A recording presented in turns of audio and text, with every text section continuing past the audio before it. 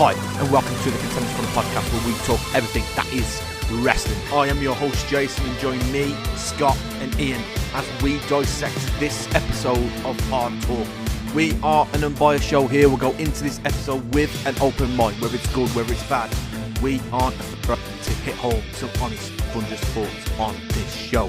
If you're new to this, then please like, share, comment and subscribe, and comment in the comment section below and share with us your opinions of what wrestling has been like over the past 4 to 6 months. Stay with us as we have a lot to discuss on this channel. YouTube, are you ready? This is Hard Talk. And no matter how controversial these past few weeks have been, the heat continues over on Dynamite, Rampage, in the form of AEW. The controversy seems to be surrounding the nature of WWE with this egomaniac known as Vince McMahon. But yeah, guys, with all that being said,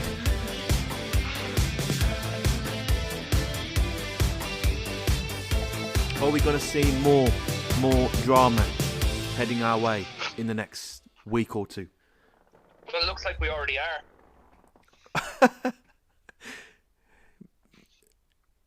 Define? Well, apparently now the Boston Police Department and fire stations are suing Vince McMahon. What? Bringing a lawsuit against Vince McMahon. What for? That could be involved with the board. I'll just read out now what's come up this week. Don't read out full word for word, just like your basic, so we don't like bore viewers. There's a report come out now that Vince McMahon has been reportedly being sued by the Detroit Police and Fire Retirement System, which are seeking a movement that would block him from regaining control of the board of directors and possibly prevent him from pursuing the potential sale of WWE. It's more about to prevent him from continuing to impose his will on the company, because now it seems that he's in a position of power where he doesn't need approval from the stockholders. Yeah, but where does the fire department come into this? That is a good question.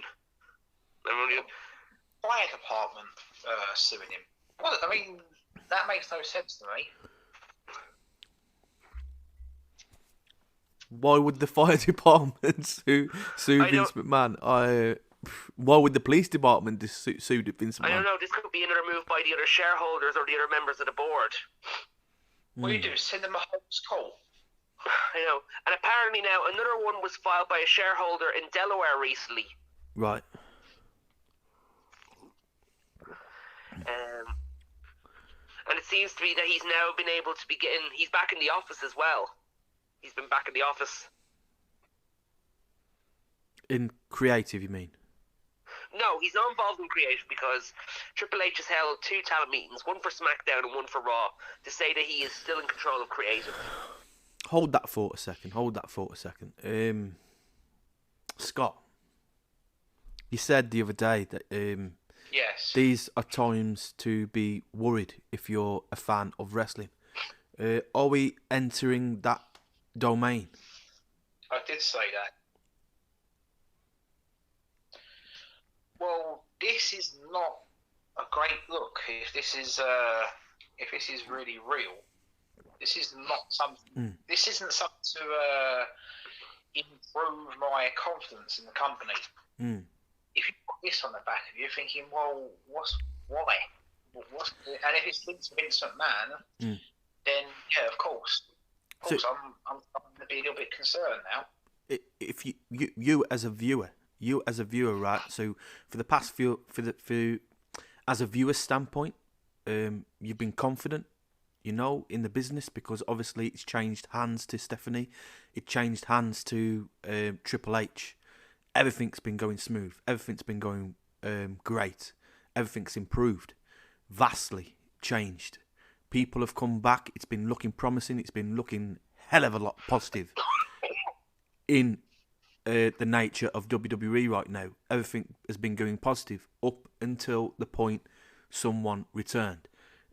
So you as a viewer, how do you feel about this? These more rumours circulating, more lawsuits, more people coming out wanting to get a piece of Vince McMahon. Are you, as a viewer, just going to go to the alternative now? Well, I've always, really watched AEW since it came on. I mean, it's on ITV4. They've got a great weekly service with ITV, which shows you Dynamite and Rampage. Okay, not live on the day it happens. It's a couple of days afterwards, but it's still a decent enough service. So I've been watching AEW practically from the get-go, but only seriously over the last couple of years. But but only seriously since 2020-ish. So, yeah, I suppose I've always been watching the alternative, but as a viewer of WWE, it's making me wonder, will things go back to the way they were 8 months ago? And that was a very bad time for the company, especially viewer-wise. Ratings were down. More and more people were invested in the rival company. So yeah, as a viewer, I'm starting to be a little bit wary of what's going on.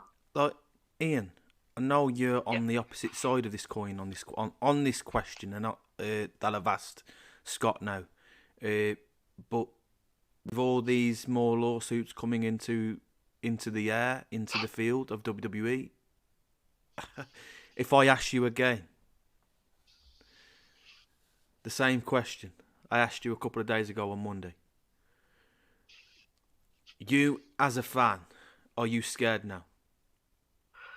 A little bit worried now. Like, the more lawsuits come in, it makes you wonder what the heck is going on backstage. But if it's only affecting the board and the office, then, and it doesn't affect creative, then everything, like, it'll be okay. Like, we still have to take Triple H's word for it that he's still in control of creative, as we've seen with the past week on SmackDown. Like, SmackDown had a good opener with Gunter and Braun, and they had a cracker of a main event with KO and Sami. I know everyone will probably give out about the Usos and Sikoa interfering, but you have to keep both KO and Sami strong. And then with Raw, like, there were some good matches on, particularly that 6-pack main event elimination match. That was pretty good. That definitely had signs of a Triple H booking. So as long as it doesn't affect the creative side and we're not seeing the same stupid stuff that we saw from 2020 to 2021, then just enjoy the creative side and just keep an eye on what's going on the backstage and don't let that affect your enjoyment of the product. Like, of course, watch the alternative as well. There's no harm in watching the alternative. Like, be a wrestling fan and just enjoy wrestling for what it is. Exactly. Just enjoy the wrestling. But don't always depend on AEW, like, to see that if things are getting worse, that these guys should go to AEW. Because no, AEW can't keep everyone. They can't sign everyone. Like we saw on Sunday at Impact Hard to Kill with Frankie Kazarian. He was not able to stay with AEW, and he looked at going to WWE, but he chose Impact instead because it seemed to meet needs he wanted. Another question for Scott.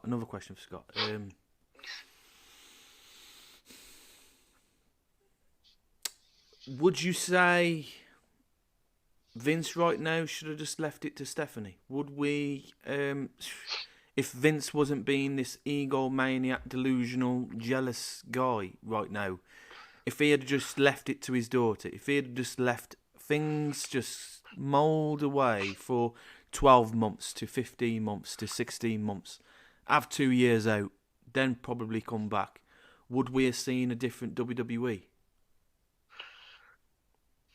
Oh, that's an interesting question. I still think Vince's ego would have got the better of him over time.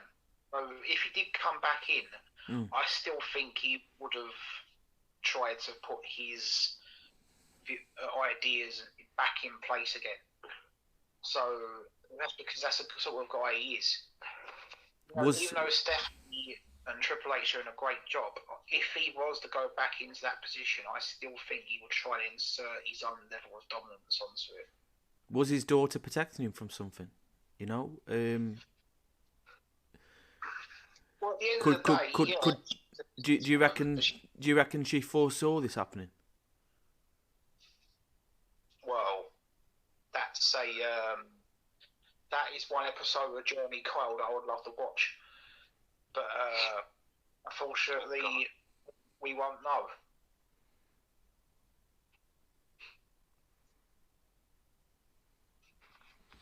But what about you, Ian? Would this have been a different WWE if he had left it to the hands of Vince McMahon? And would he have left if he had left it to the hands of Stephanie McMahon and Triple H? Would we have seen a different scenario? Yeah, probably would have been a different WWE, but like we could still get that different WWE depending what goes on with the sale. Like another thing is though, like remember during the week we found out that Stephanie McMahon had to go for surgery on her ankle. Now, say if Vince hadn't returned, would she still be around? Or would she have gone to take that surgery for her ankle and continue to spend time with her kids and leave and make Nick Khan the CEO, even if Vince hadn't returned?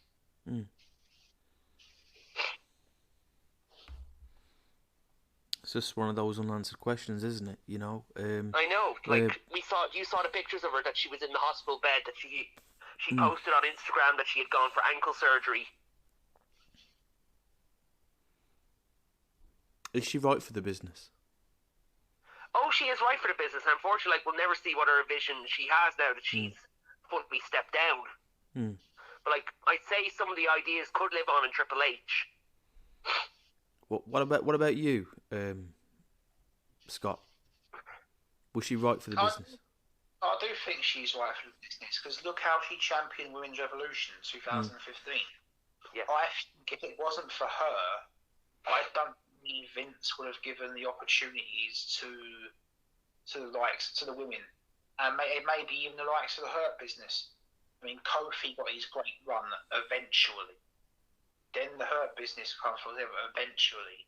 I mean, would any of that have happened if Stephanie didn't insert a sort of modern day opinion on the way that WWE is being run?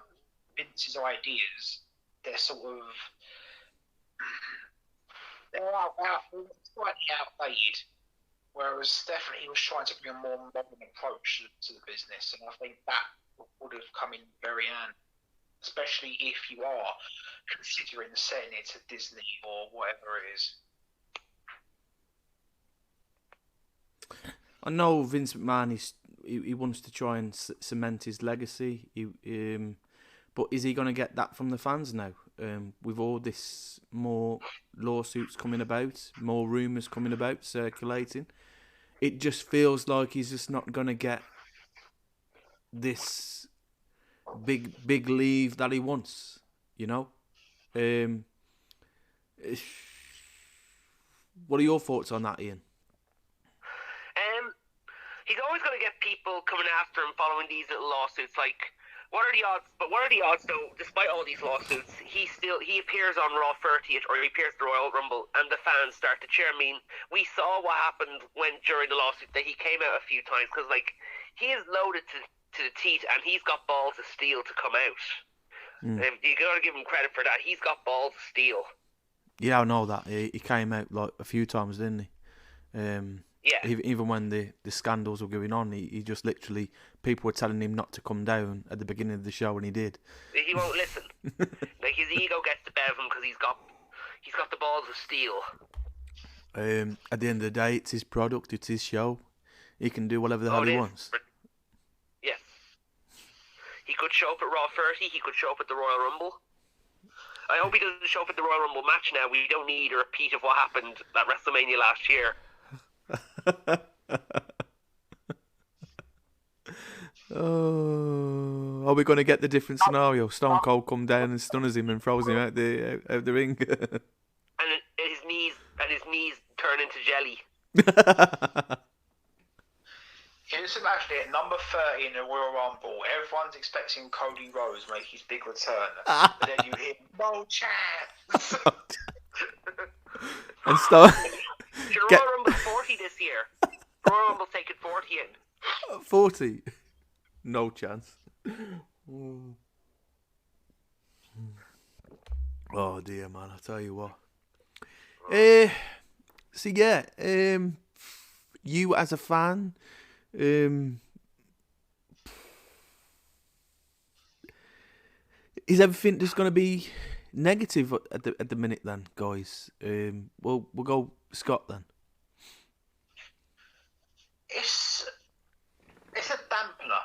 on things.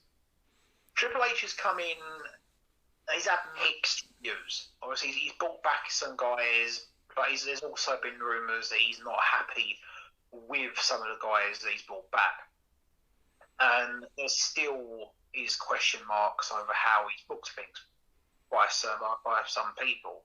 But if Vince, there's always going to be the thought of what Vince is doing behind the scenes in the back of your mind.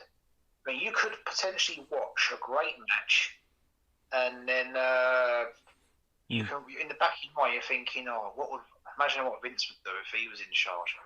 There's always going to be that sort of thought in the back of your mind about what's going to happen. So even though things are going okay on screen, I think things are not quite secure off it. There's too many rumours going about behind the scenes to actually be fully invested in what's going on.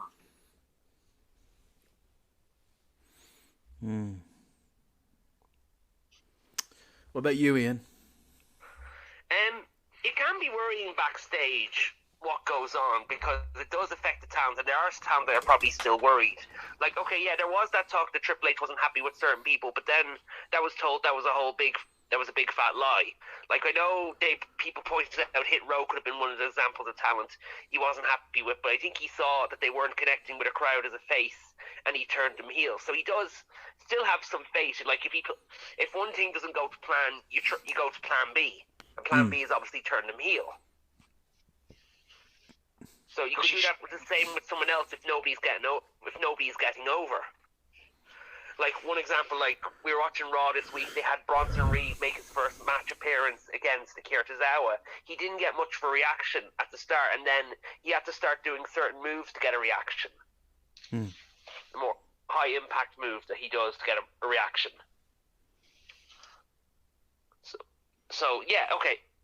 The backstage stuff won't worry, but if just the talent just keeps to their jobs and keeps themselves out of it, they'll be fine. Like, I explained the story last week with Gunter saying that he's not worried about what's going on backstage. He just keeps to his job. Well, as on-screen talent, that's all they can do. Yeah. And Triple H has to keep to his job as well. He has to keep the talent promises that he is still in charge of creative, and I think he is still showing that. But it's always that lingering doubt, isn't it? There will be that lingering doubt. Yes, there will be. So here's another question then. So you as a fan, you're gonna walk to the Royal Rumble, right? Well, we're waiting for Royal Rumble, but the road to the Royal Rumble. There's not long to go, yeah. But at any point, Vince McMahon could rip up his script. Yeah, that can be a worrying part, but like, what if Triple H decides to rip up a script because he gets the final say as the head of creative? Well, I'm starting to plan who I think could actually win the Royal Rumble, and if all this is going on, I like to rip up my notes if it's going to carry on going the way it is.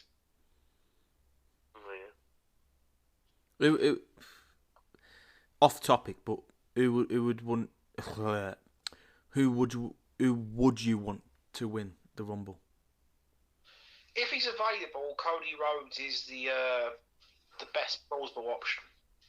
Ian? For me, because of the video packages and the announcement he made this week, it has to be Cody. Cody. It has to be Cody. But it also depends on the situation, because there has been a lot of talk that WWE will strip Roman Reigns from one of the titles, and they'll make a tournament, and it'll come down to Cody Rhodes and Seth Rollins. Now, I don't think it should be done that way. I think after all the long time he's held the title, he should drop it in a pin by taking a pin. That Roman should, if they decide to go ahead and give him the match with The Rock at WrestleMania. For me, I think it should be either one of those things, you know. I don't think he should relinquish a title. He hasn't lost. No, he should lose it like in a good fight. He should lose it clean in a good fight to someone like Seth Rollins, and that can set Cody versus Seth, and depending on the situation they have with The Rock. But this always gets brought up, doesn't it? You know, if you're not that type of person to want to go across 2 shows, then does it warrant for you to be the guy, to be the undisputed championship? Because champion, at the end of the day, that kind of title warrants a guy to bounce back between 2 shows, to put in the effort, to put in the work. And if you're not going to put in the effort, you're not going to put in the work, you're not going to carry both shows, then what's the point in you showing up to SmackDown and holding that Raw title? You know, for me, it's pathetic. You know, like I've said many times on this channel, like I've said many times before to different people, and one of those being Ricky. And I've said many times, an undisputed title. If you're gonna hold that title, then you've got to defend it back to back. You know, on both shows, on both shows. You know, not just I see on. what you're saying there. Like, we're seeing on Raw, like Triple H is planning to have the Usos defend the Raw Tag Team titles on Raw and the SmackDown Tag Team titles on SmackDown. Like, we're going to get that at Raw 30 with the Raw Tag Team titles with the Usos versus the Judgment Day. Like Scott, the question, has WWE lacked that in many years? In the last 10 years, you know, it's always been the case where if a champion shows up, he just produces a promo on Raw, and then you don't see him again for the next 2 weeks, and he'll probably have a match, but it's only like 5-10 minutes. But the match that you see him on is just the match that he defends his title at the pay-per-view. Do you want more from title defenses from the title? Let me count with this. How long has MJF been the AEW World Champion? He's only been about a month or so. He's roughly about November 19th last year. Yeah, about a month. So a month now. Yeah, a month now. Yeah. How many matches has he had since winning that title? 1. He's only had 1. So it's not just WWE that's guilty of doing something like that. I totally understand. But you know, but like, yeah, I get what you're saying, because the alternative of doing it in present time. But yeah, but the difference with the alternative is AEW is good at building long-term story. Because they're smaller, they're able to build, and they only do a few pay-per-views a year. If one guy has done that for 1 month, and you've only seen it this one time with this one guy doing it, to XYZ amount of times that WWE have done it, you know, you could probably count up all the champions since CM Punk, who continuously defended that title when he had it, back to back, week after week, for 400 and XYZ days, and you could compare every single champion since then and be like, well, okay, this guy has held the champion for 400 days, he defended it XYZ amount of weeks, back to back, but these other champions after him have only probably had like, what, 12 matches in 300 days, 8 matches in 200 days. Is that a champion, though? Scott? Well, Sarah, MJF's only had 3 wrestling matches since May. Yeah, albeit he's storyline based. And you can argue that, well, yeah, as a champion, you would like to see him defend it more often. And I think that's the case for all promotions. But yeah, WWE have been guilty of it a few times. And Roman is on a basically work when he wants kind of deal. So yeah, I can understand why wrestling fans be frustrated with that. Well, because basically all we're getting is the mirror image of Brock Lesnar, aren't we, really? A bit, Well, but can you not say that Roman has kind of earned it? He was one of the few people that carried the company during the Thunderdome era.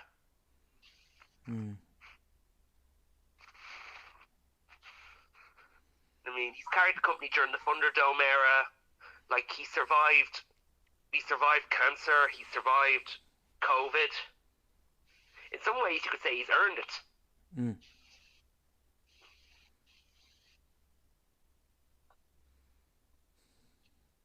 Going forward, Scott. Ian. And plus, like, he was with the company for a good bit more than Brock before he got the part-time deal. So in some ways, he has earned it. I get you. Compared to Brock when Brock walked out. I'm very critical of Roman. No,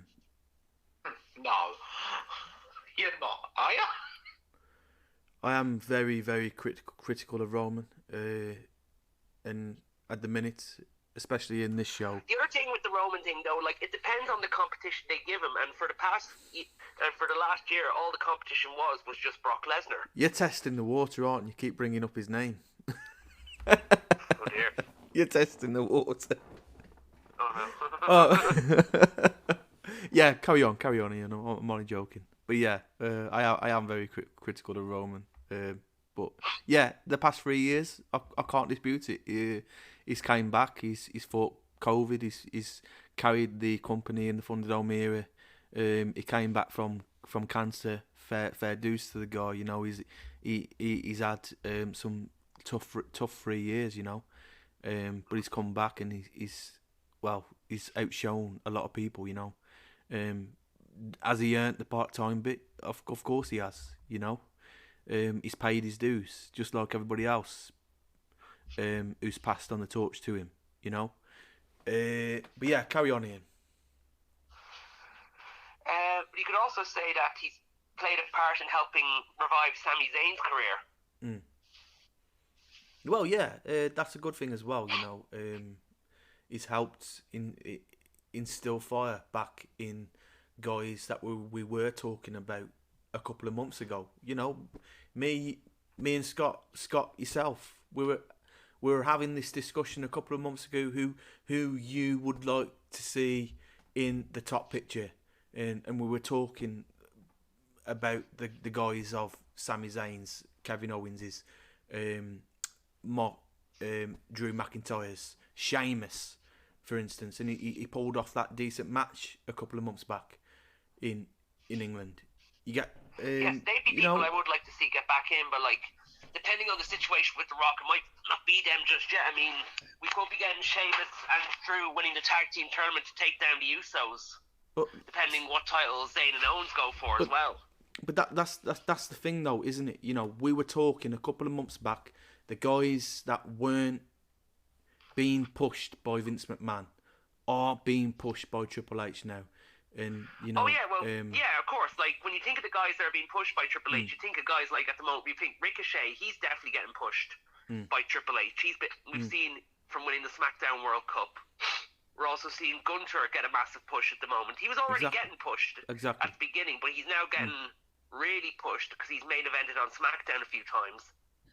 Okay, here's a question for you. Is Ricochet an outside dark horse to win the Royal Rumble? To be honest, I think he should have done this a couple of years. Yeah, I'd say depends how long he'll last for. I think he's got to be one to watch in this Rumble one. Definitely, yeah. Yes, definitely. Like, after what we've seen from him over the winter. Definitely. Should we have seen a massive push in Ricochet already? We should have seen it years ago, but Vince didn't take him seriously because all he did, he felt that he had no character, and all he was just a guy who could do flips. Well, that's talent, though, isn't it? I know it is talent. Like, we've seen him being pushed. So, like, we saw him get a push for the Intercontinental title. He had an Intercontinental title run. It ended at Gunter. Then Triple H came over, and like, we saw him get pushed back, and then he won the SmackDown World Cup, which is still something. But, like, he didn't win the Intercontinental title, so the question is, what's next for him? Would you have preferred if Ricochet had started in a tag team, Scott? did have a decent tag team with Aleister Black. Yeah, they actually played it on. They won. They won the Dusty Classic in NXT, and when they first got to the main roster, they actually were used as even as part of the SmackDown Tag Team title match at WrestleMania 30. Was it 36? It was 35. 35, yeah. So they were. He was originally pushed as a tag team before actually becoming the United States champion and the Intercontinental champion under Vince's. Is it fair to say? Is it fair to say that WWE like missed something good in that? You know, I think that's fair. I think one thing that definitely killed whatever momentum he had was the 90-second squash in Saudi Arabia to Brock Lesnar. Oh, that set him back big time.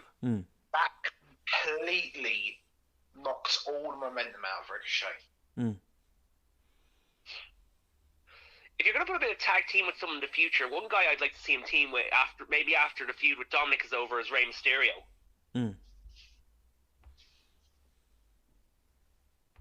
So if you're all the guys and women in the back now, it's been a week. Well, scary few days. Are most of that locker room gonna be debating the next move from the guy who's come back? We'll start with Scott. Yeah, they will definitely be debating whether they've made the right decision or not. They've come in because Triple H has promised them. He's promised them security, and I don't think they would have come back if Triple H didn't feel he had the power to offer them that security. So, if he's offered them security, would they feel secure now? Right now, probably not. But this is where Triple H. This is where a different part of his job comes into play. This is where he has to sort of give assurances to his roster and his talent that their job remains the same. I mean, Bray Wyatt was one of the people that was originally released by Vince McMahon. He's booked on the next pay-per-view, which is less than 2 weeks away. And there's already plans in place for Triple H. So Triple H is booked. So I still feel that Triple H we have to carry on assuming that Triple H is going to be the head of creative for the next few months at least. And probably I think the talent has to have those same assurances too. Ian, if you're Bray Wyatt, if he is, can I have his autograph? if you was Bray Wyatt, I'm here. Would you be regretting your move? Well, no, well, you'd have that thing in the back of your head knowing that Vince is back. Oh, am I going to have to work with Vince again? We didn't get along the first time. It didn't work out. I'll be out of a job. I could just go back to making horror movies or doing something else. Yeah, I would worry that. But once I've been given assurances by Triple H that I have creative control over the character that I'm doing, I have a say in how the character is booked and who I want to be involved in my story, then I have to continue with that mindset that he still has kept his promise. Like, they're still going ahead with the match at the Royal Rumble on Sunday. We're seeing the possibility of who Uncle Howdy is. We're looking at seeing Alexa Bliss back in the fold. So he has to still keep it in his mind that, okay, I can't let those worries get to me anymore. I'm in a good position at the moment. I have to continue with what I'm doing. I have to focus for what's coming up. And I have to get ready for WrestleMania. So he has to keep the positive side in his head and not let the other things worry him at the moment.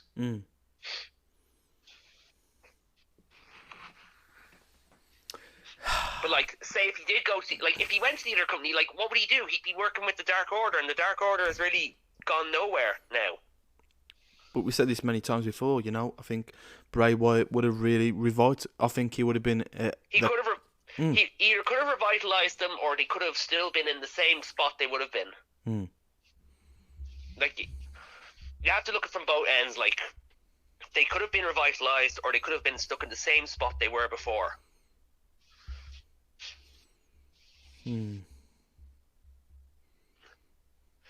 And then what would happen then? Like, would he be just doing rampages? Would he be doing dark or dark elevation?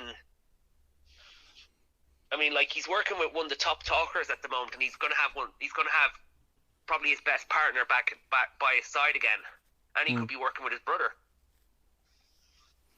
Do you think it is his brother, Scott? I think it is Bo. I heard some people say that like Edge.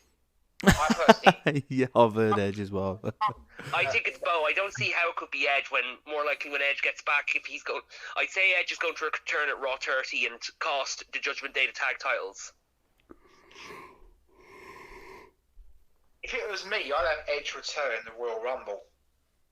There is that as well. I'd have some Would from Judgment Day where it looks like Finn Balor is dominating. would you And say? Comes out. Would you say? Would you say all three of them will dominate, like Finn, Damien, Dominic? It's possible. And before Edge comes out, does Dominic eliminate Ray? Ooh. Oh, Yeah. It has to happen. That was Does Dominic eliminate Ray to start a setup for their match at Mania? Definitely. And does Rhea Ripley eliminate Beth Phoenix?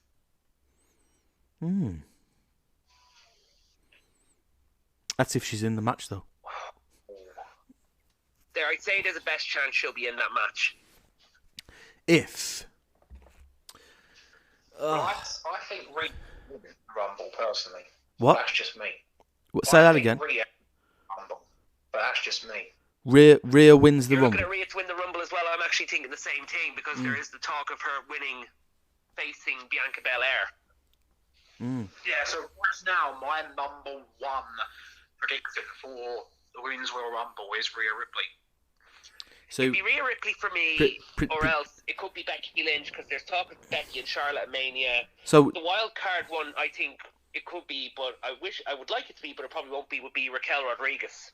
a prediction for Mania is. My wild card is Shayna Baszler. She'd be one of them, all right. She would be my wild card, but it would only work if Ronda was still the champion.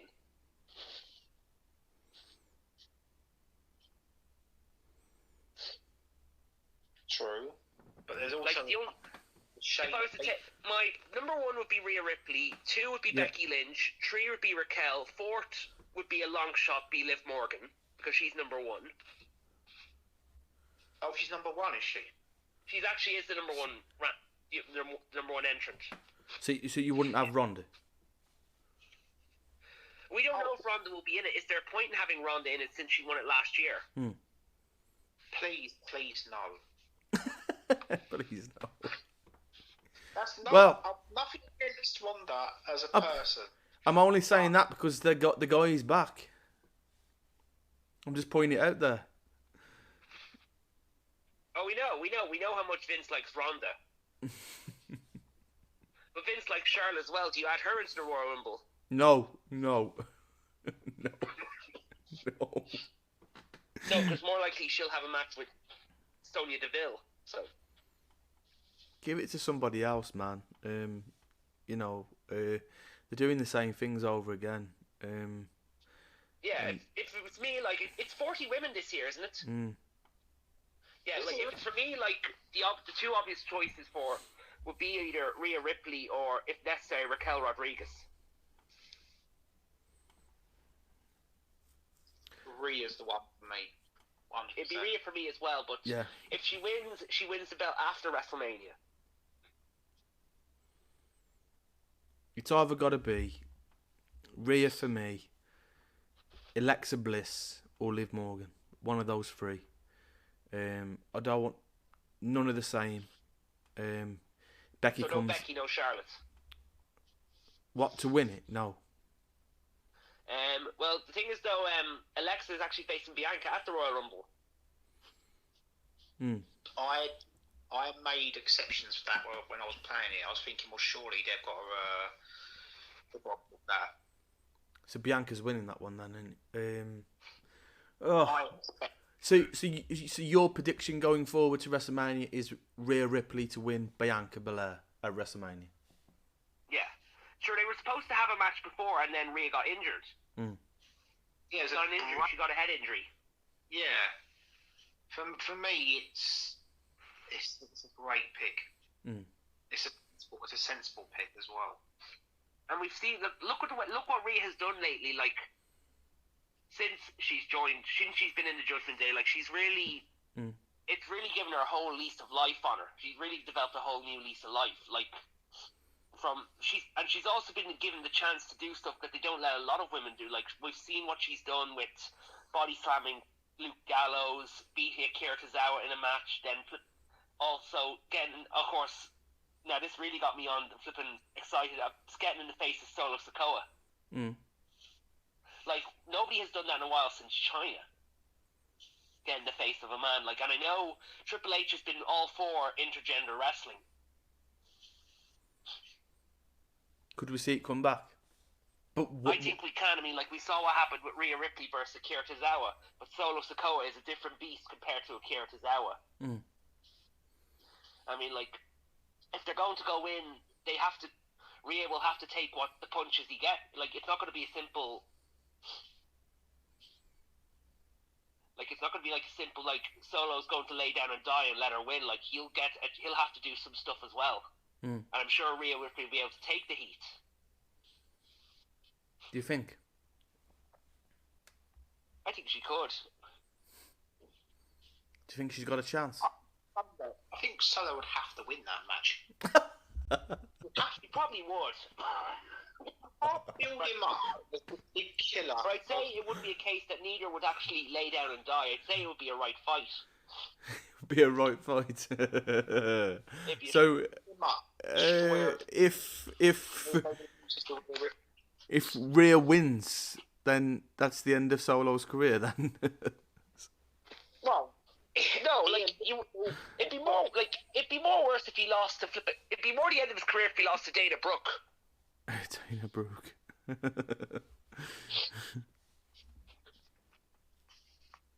Oh dear me. Oh, but yeah. So she would have to lose that match then. In my opinion, yes. It's really hard to say if she'd have to lose. Like, I don't know. Like what if Solo has to lose it? It's a tough call to book. It's a tough call to book. But the match itself, Triple H is building Solo as Destroyer, very similar to how Marvel was. He's practically wiped out the Brawling Brutes by himself. If you do that and then lose the Rhea Ripley, I mean, come on. Think about it from that point of view. You can't lose that match. No, I just it doesn't warrant it for me. Like, especially like you said, Scott. You know, if they've built him up like as this destroyer, this beast, then obviously to lose to a woman, I think. It wouldn't damage his career, but it would knock him back like it did Ricochet, losing to Brock Lesnar in 90 seconds. You know, I think it would have. I doubt he could lose to Rhea Ripley in 90 seconds. No, but I'm just saying it would have some kind of impact like that. You know, it would knock him. Oh yeah. Back. It would knock him back a few years. But like. But then again, he would have to redo some repackaging. Some recreating himself to like get back to where he needs to be. You need a lot of creative minds to get him back on top. Yeah, but especially if they've built him up like that, and then to lose to Rhea Ripley, no, I don't think that match would happen.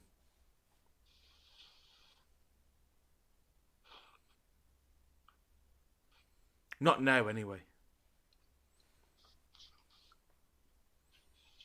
Do you think it would? Not yet. Probably not yet. No. See, I'm saying it could be possible. No, I could say he'd win it now. I'd say he'd win it. I'd say he could win it. Or else it ends in a DQ because you want to keep both him and Rhea strong.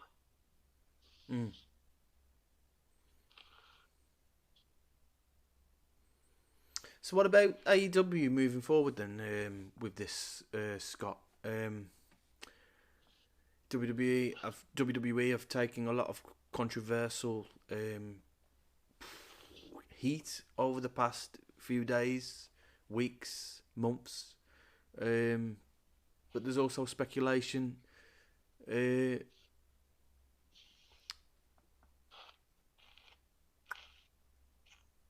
Mercedes is going to join AEW. Speculation that CM Punk is going to return at some point. Speculation that AEW could pull out the signing of Jay White. Are all these three things, would you say they were planned?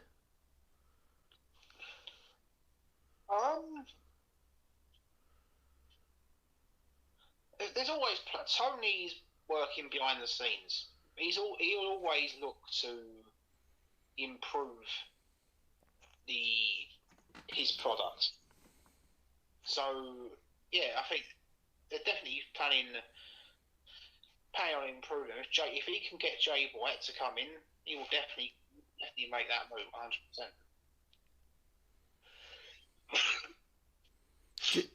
I could see Tony Khan getting Jay White in defo more than Triple H at the moment, because we know that with Adam Cole now being back in the fold, Jay White could follow him. Yeah. And maybe they could start the faction that he didn't get with the Undisputed Elite now that Bobby Fish is gone. You could have Adam Cole, Jay White, Kyle O'Reilly and the Kingdom added on the team.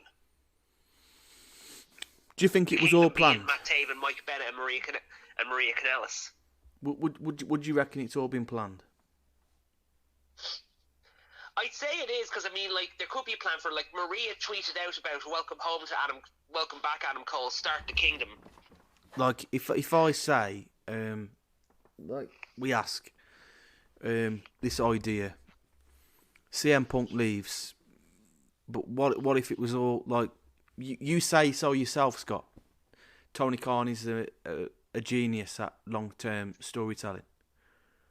But what if? He is, yeah. But what if they foresaw this back then, and they've said, and Tony Khan said, cause something, or we need you to go out for a few months.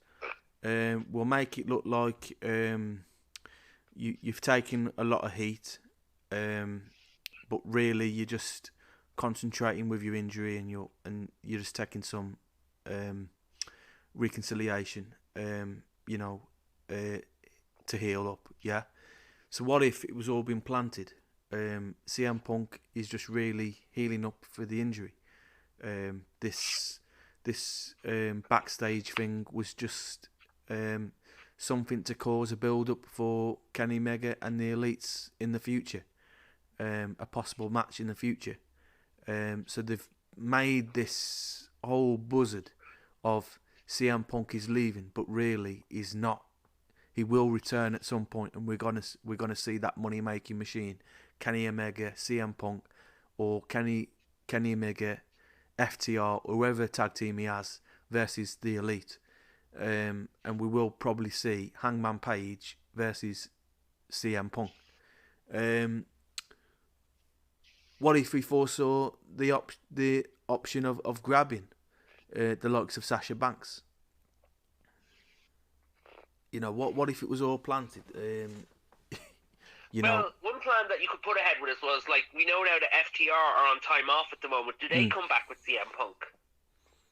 It's possible, isn't it? Because someone did actually people were actually rumouring that he was going to show up on the same night Sasha Banks was rumoured to show up on Dynamite last week. So the two were rumoured to show up, but they didn't. There has been pictures of CM Punk training. Yeah. And he looks in good shape. You know. So, like I said, I'm gonna ask you again, Scott. Like the same scenario with MJF, everyone thought it was all real. But it turned out to be story. Is the CM Punk scenario a story? No, I don't think it is. I think the friction that he caused, I don't think Punk had any as I go down. And the way things happen, I mean, why would you suspend the Elite? Why would you bring all this into it just to sort of make a story out of it? I think what he said and what he gone down is 100% real. I think with Punk being injured, picking up the big injury, looking it all out, it's hard to say whether that's a small blessing. Because if he wasn't injured, it would have made things very interesting, especially on me. So when he's fully recovered, there is a big possibility he could be back, and a possibility he could come back with FTR. But I don't believe that it's that whole fight it all out was a storyline. I don't believe that. So, Ian. Yep.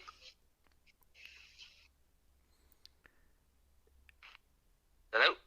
Could you see Sasha Banks, CM Punk show up at the next pay-per-view? Oh, I don't know about Sasha Banks now. That's hard to call because she's made it clear that she doesn't want to sign to a commitment to another company after many years in WWE, and she's happy enough to focus, take independent bookings and work Japan between New Japan and Stardom. CM Punk showing up on pay-per-view. If you're going to have CM Punk show up, you save that for Double or Nothing. To mark the first anniversary of when he won the AEW title. Yeah, carry on, mate. But the one team you want him to show up with is FTR, so you can have him actually go, or or maybe he does show up with full gear in a match and comes out with FTR to challenge Kenny Omega and the Young Bucks, and you build it up to a pay-per-view like Double or Nothing. So here's a question for Scott. Who do you want to show up at Raw 30?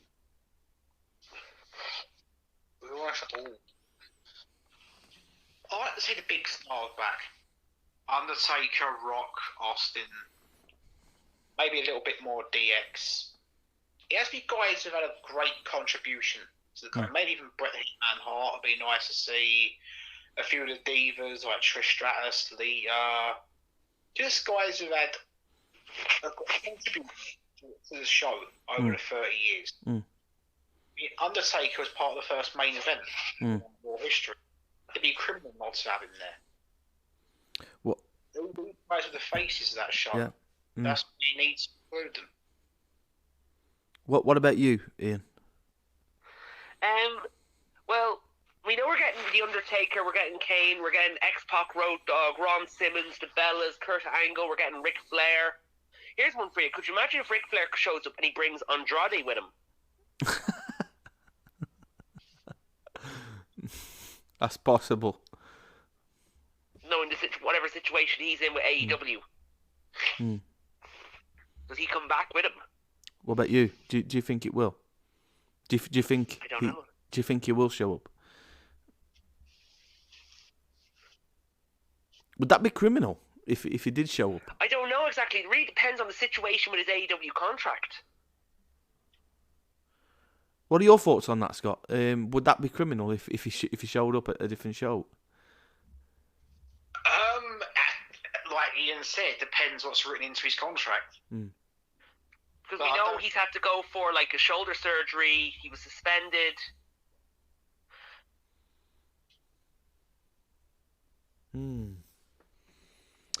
Strange, isn't it? I know. One person I'm hoping that does The Rock show up at WrestleMania 30 during the Bloodline acknowledgement, and all all the Samoan dynasty is there. Like, you have Rikishi, you have Afa and Sika. Did you say WrestleMania 30? Could Jacob Fatu show up from MLW? To appear in the set? That'd be a signing, that would be. It's endless possibilities there, guys, you know. Yes, it is. To even see any of those guys. But, like, do you think more likely at the Bloodline segment, we know Kevin Owens is going to ruin it in some way. Would Steve Austin show up? I would like him to show up, yeah, but like more if he were to show up, do you put him in a program with people like Baron Corbin and JBL? Would you, Scott? That would be fun. I mean, I was watching the highlights of Raw from last week when Baron Corbin came out with JBL, doing some great work. But I just loved Kevin Owens just with his face on the It could help him back because he's fallen down the card a bit now since he teamed up with I think the fall down came when he lost to who was it? I know he's lost to Kevin Owens, but I think the first sign of fall down came when he lost to Drew McIntyre leading up to Survivor Series. Jeez, man. But yeah. Guys, like literally, like whoever shows up, I think it's going to be a treat, you know. But like, this is the first Raw anniversary show booked under Triple H, and like, I know you're bringing a lot of legends, but you don't want to do any silly legends gimmicks or silly legends moments. Are we gonna see Vince McMahon show up? That is a tough question to call. Short answer, yes. Long answer, no. If he shows up, I'd say he'd still get the crowd reaction he got during when the accusations came out, and he just showed up for no reason. But you, Scott, does it warrant him to show up?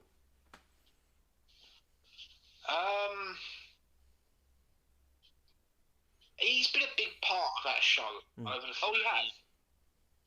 Since the beginning. If he was there as his on-screen character, that it would cause controversy, but at the same time, it would also be iconic at the same time. But it is, and like, if you've seen the trailer on Raw advertising it, you hear him say "Welcome to Monday Night Raw," and then you see moments like, sorry, didn't mean to interrupt you there. You see moments in there like, sorry. I was just saying that it will cause controversy if he was to be there. That I was going to say, it will cause controversy. It would indeed, but hasn't some of the controversy already been caused? I mean, like, you hear when you see the Raw the advertisement for the show, you hear him say "Welcome to Monday Night Raw," and then you also see the bedpan McMahon moment.